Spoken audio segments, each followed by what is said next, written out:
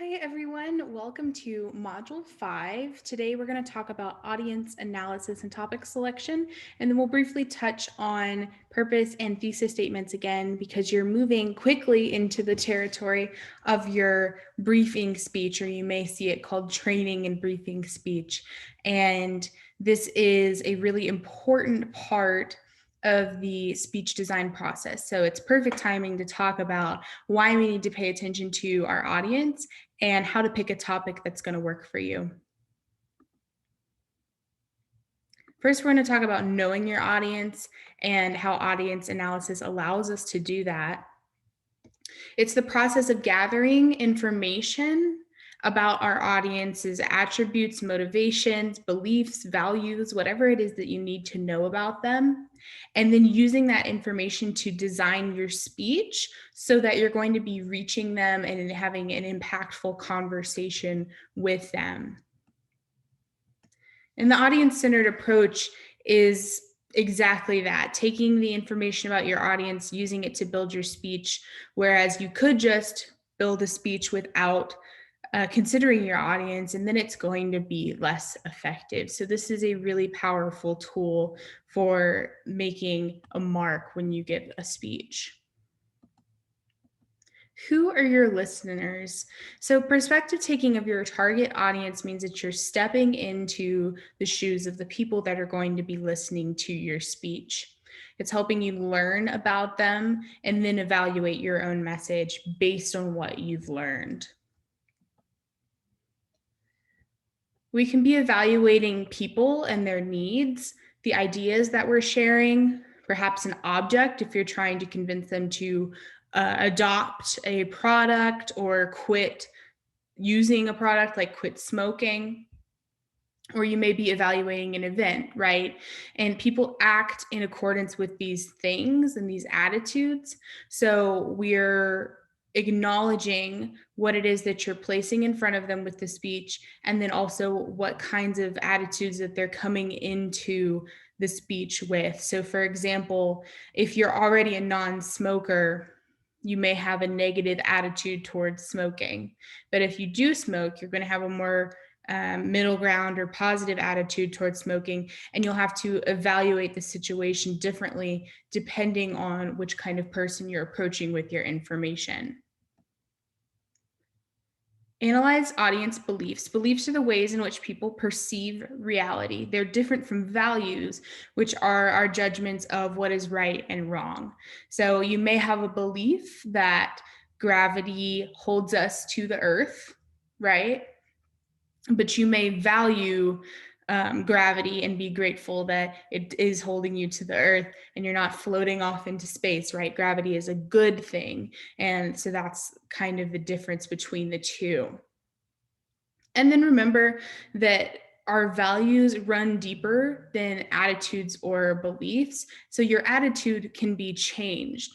What you believe can be changed, but what you value and what you hold dear or what you feel very strongly against is going to be much harder to change with just a speech, right? You've got to really make a strong argument to change values.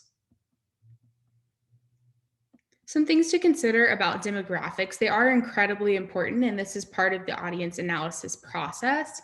The audience has an age and a generational identity, and it may be incredibly diverse. For example, when we're talking about a commencement speaker, right? When you graduate from Texas Tech and you have a commencement, there will be all of the undergraduate students, all of the graduate students, and their family and friends, which means you may have somebody in the audience with a baby all the way up to your great great grandmother who's come to watch you graduate, right?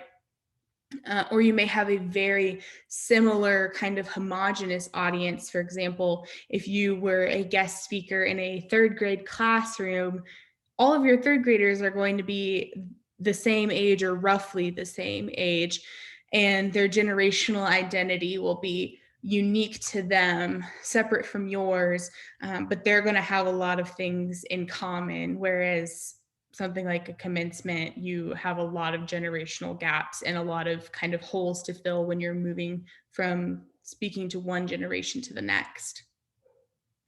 And then if we talk about our audience's ethnic and cultural compositions, that's also incredibly important. Sensitivity is required for a successful speech.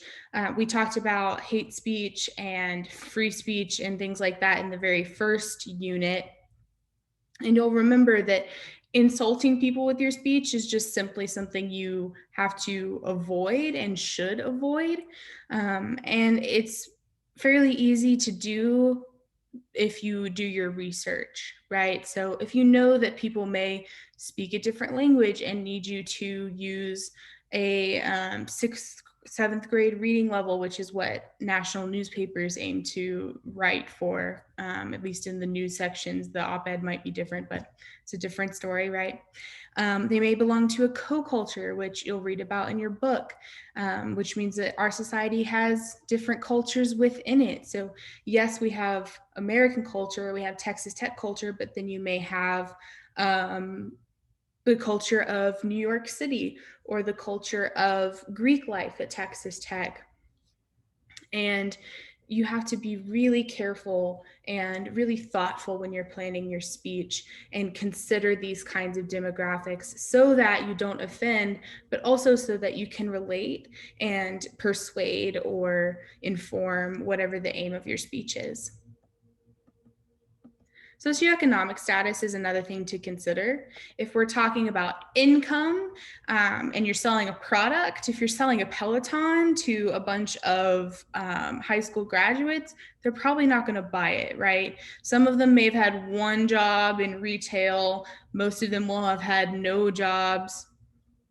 Whereas if you're talking to a retirement home and you're trying to sell a Peloton, they may not be in shape to do that, right? You know, if they're all 80, 90 years old, a bike may not be for them, but the issue may not be income.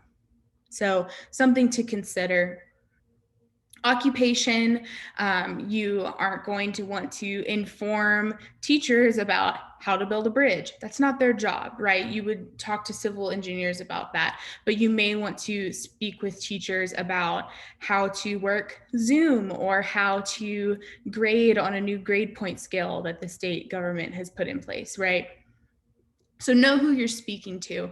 And then for education, consider perspective, right? When you're talking to a bunch of college students, you all have a shared understanding of what university is like. Whereas if you were talking to perhaps some seventh or eighth graders and saying, you know, when you get to Texas Tech one day, you're going to have this kind of scholarship and you'll be able to go to the library. Those things may not appeal to them, but they also may have no idea what you're talking about. So just some things to consider, different demographics to keep in mind. Religion and politics are two really big hot button issues, right? You'll see a lot of news coverage on politics and then how religion gets worked into politics. And these are both sensitive subjects for people. And depending on the audience, it can be kind of make or break as to whether or not they accept your speech or will listen and consider your thoughts, right? So just remember as you're thinking about demographics for your speech that there are many religious traditions found in the US, and then different views are common within religious groups. So if you're basing a speech on religious foundation, perhaps consider where you could find another way to build common ground so that more people kind of fit into your audience, right? And then for political affiliation, don't make unwarranted assumptions about what people will think about a certain policy or whatever it is that you're trying to train them in based on their political affiliation. You want to be as professional and as objective as possible, which means that you have to consider every angle without taking a side that will alienate some of your audience members. That being said, when you're basing your speech on facts and citing your sources, then you can make an argument for something, but it needs to rest in the evidence and not in your kind of camaraderie with a certain party. Gender. Gender is the social and psychological sense of masculinity or femininity, right? Sex is having male or female anatomy assigned at birth, right?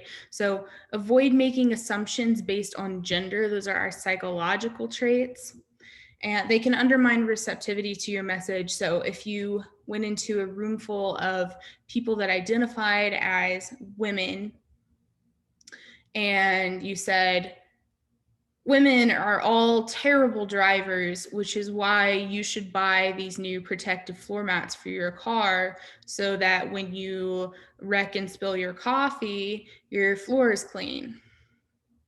Not a good way to go, right? And the same applies to any of the other demographics we've talked about. You're aiming to relate to and impress and encourage and persuade people, not offend them or insult them or alienate them. And then again, I mentioned we'd go back over those purpose and thesis statements because you are going to take your audience analysis skills that you have now and combine them with some of our information we've already covered about deciding what your speech is going to be about and what your main message is going to be. So these are just some tips to keep in mind as you are planning for that briefing speech. Remember, the purpose is, what is my objective? Why am I giving this speech? So you could be doing it to inform or educate, to persuade, to celebrate an occasion. In the instance of your briefing speech, it is to inform. When you're forming your purpose, which your purpose statement, which you will do in the learning activity for this module, you will tell us exactly what you want the audience to take away. You want them to consider a policy change or to learn about an earthquake that happened. So once you go and read more about your briefing speech instructions and the specifics that are required of that, you will recognize that there's going to be a big difference between your purpose and your thesis statement, in that your purpose is likely to be, I want people to understand that this earthquake happened and that people need help. Whereas your thesis statement is going to be that single declarative statement expressing what you attempt to demonstrate, which would be more like, people who have suffered from a natural disaster need us to help by providing clothes, by feeding them, by providing medical rescue, whatever it is that is the message of your speech and not the driving force behind it. If you have questions about how to differentiate those, send me an email or come see me in office hours, or we'll make an appointment and we'll get that figured out. But you will have to recognize both purpose and thesis statements in learning activity for this module. Remember that your thesis statement is what your entire speech rests on. So if you don't have a strong thesis statement, then the rest of your speech won't quite fit together correctly. So start there, build a really strong thesis, and use it as the foundation for filling in all of those other points of your speech. As always, I am around. I am happy to help. And I really enjoy meeting you in office hours and talking about your speech. So don't hesitate to come find me if you have any questions or concerns. Otherwise, in the meantime, be well. I'll see you soon.